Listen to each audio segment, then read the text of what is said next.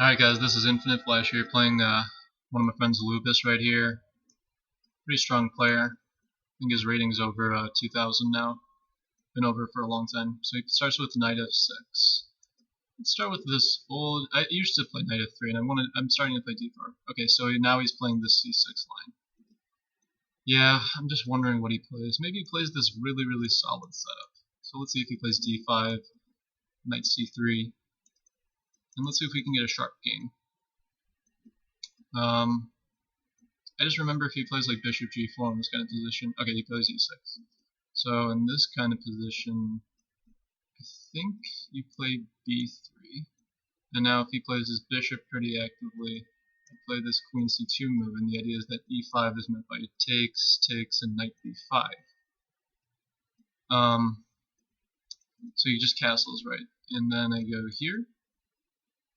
And I'm actually, one of my plans is castling long, rook g4, and g4. Pretty much going for a full-out attack in this kind of position. Looks pretty strong to me, or not strong. Let's say intimidating. Let's see if he bites. And I still have this threat of, if e5, I still have this threat of just taking. And if knight takes, then I go knight e4, and this is pretty complex theory. I don't really understand it that well. If e5 takes knight e4, e5 is also hard to recover. So yeah, he just continues developing. Yeah, in this position, I think it was a move 8. Was it move 8 or move 9? Maybe it was move 8. Yeah, in this position, I think in his ready book, who was it that wrote it?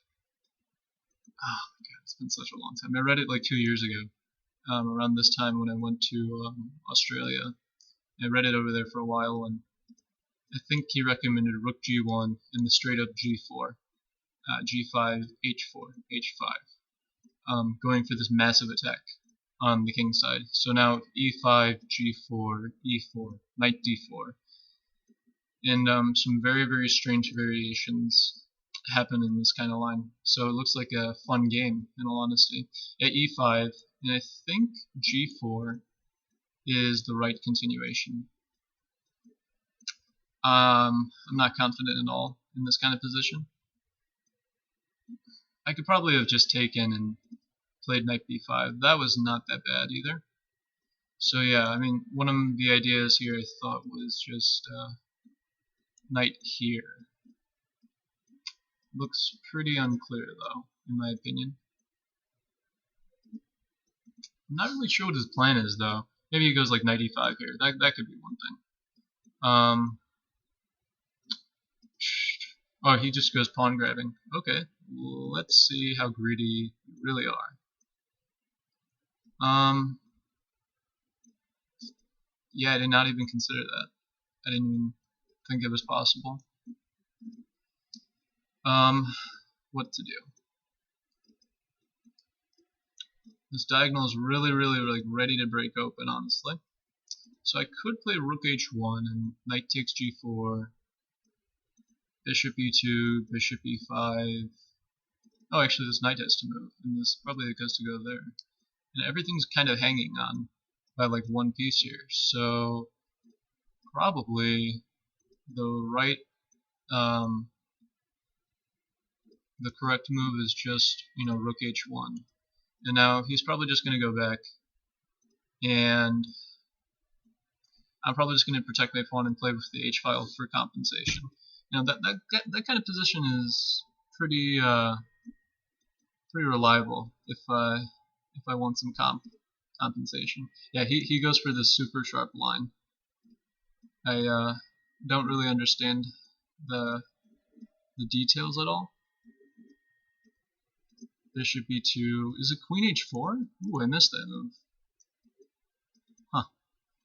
Now we gotta rethink about that. Oh no. Looks like really a boatload of fun here. Bishop e2, queen h4, long castles, knight f2.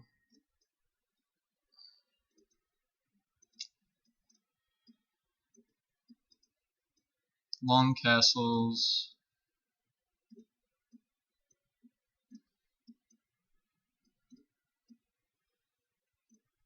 Something feels wrong about the position for him, though. Not really sure why, though. What's so bad about him? But let's go for it. It looks like a lot of fun. So he's probably going to go for this huge attack, but I'm at the end I'm going to long castles. He can also probably just take here, which I didn't really consider. Or ooh, that looks pretty strong, actually. Whoops. Whoops, whoops, whoops, whoops. I did not consider that at all. Knight takes f2. Whoop-dee-doo. But probably just rook takes bishop here will solve a lot of my problems. So he goes for knight f6. It's probably something solid. And yeah, here I just thought, you know, castling long. You know, that looks just kind of right to me. You know, do I have an alternative? Do I have an alternative? No, I probably just want to castle, right?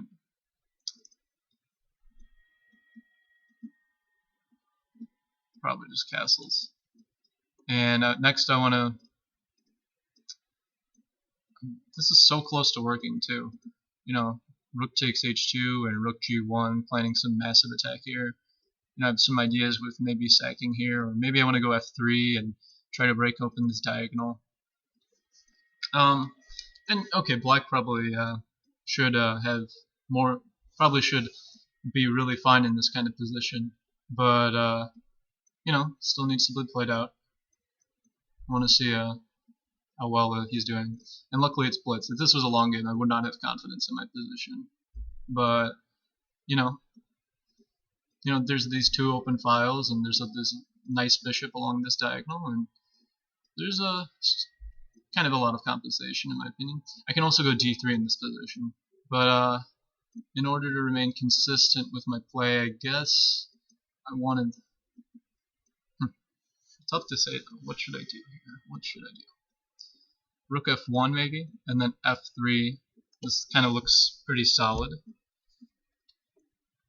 I can also play pretty positionally with c takes d5, and if c takes d5, then knight c b5 maybe. Yeah, that looks not that bad. But I think what I'm going to do first is just play rook f1 and protect my f2 pawn. And next I'm going to go f3 and definitely try to break the position. Look at c5. I'm definitely playing knight b5 and taking on d5 and trying to, you know, make it a little bit murky and trying to make it a little bit more interesting. So in this position, I kind of okay. He plays a6, something really solid. In here, what do I want to do? d3 maybe, or f3. Hard to say. I could use the f pawn as something during, you know, the later part of the game, but not really sure.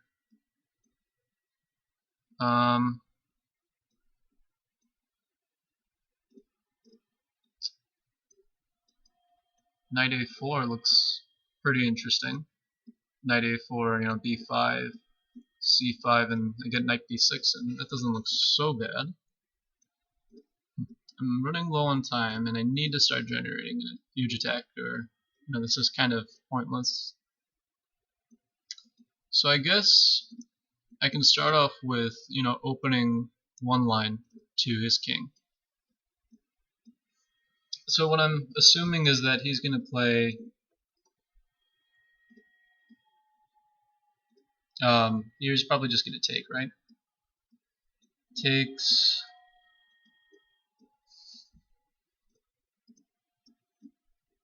Hard to say, honestly. Hard to say what he's going to do. I think, man, it's so tough to say. Maybe just takes and, you know, knight takes maybe. Knight takes maybe. Could be a good move. Takes, knight takes, and now he's got to move this bishop, and you know, I'm willing to take the two bishops in this kind of position, but I also want to keep as many pieces as I can on the board. I mean, the moment he starts trading pieces, the moment I get in trouble. Hard to say what he wants to do. Let's see. Yeah, objectively, I don't have enough compensation at all for two pawns. Yeah, he just wants to take here, and I can't blame him. Yeah, and here I just thought, you know, knight takes, and he's probably going to play move like bishop e5, and gotta figure out something for the material in this kind of position. It looks pretty murky, but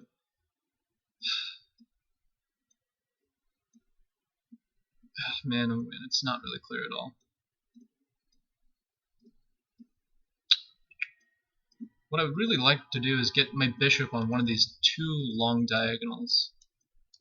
You know what I'm talking about. Okay, so he's just ignoring it all entirely. And, that doesn't look like a bad strategy. And now I can probably try to close the position with c5 and relying on queen takes c5 and knight takes h2.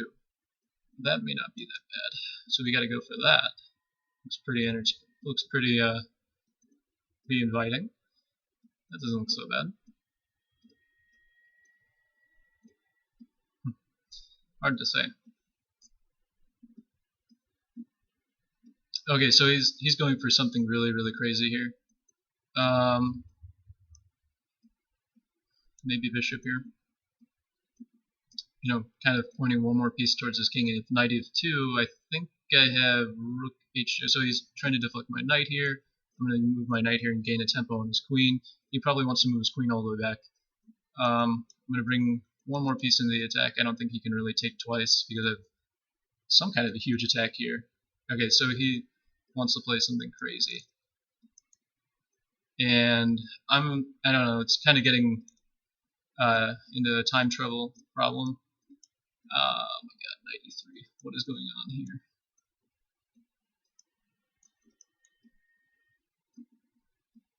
And I guess we both are just starting to drop and playing on each other's times. And right now I'm about to play, knight e5 and probably try to get a huge attack here. And I'm kind of winning this piece now. And it looks like checkmate. Double checkmate. Yeah, that was a pretty crazy game. I don't know if you guys found that interesting or not. I mean, looks like a pretty complex game. Let's see what he's gonna say. Looks like a pretty complex game. Oh yeah, now I remember. Delchev recommended this rook g1 line in his Ready book. If you're interested in playing the Ready, maybe you want to take a look at that book. I mean, there's a few flaws here and there. I didn't play the best continuation. Just give me a second, I'm chatting with him.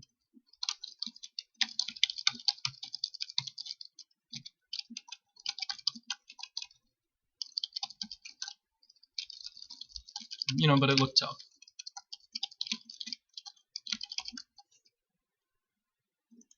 If we go back, it looks pretty interesting. I mean, there's a lot of ideas here. This e5 move looks really challenging, and I mean, what should I do against this? I can also just, yeah, he's saying like queen g3, but it's probably good. And I wonder about this kind of position. What about if I go here? And now, and he's saying that I did have a. I mean, I wish I could show you. There it is. Now, yeah, but it's still 2 pawns. Right. I'm not really sure. Not sure though. A computer would defend it properly. Yeah, exactly. He's right. He's right. But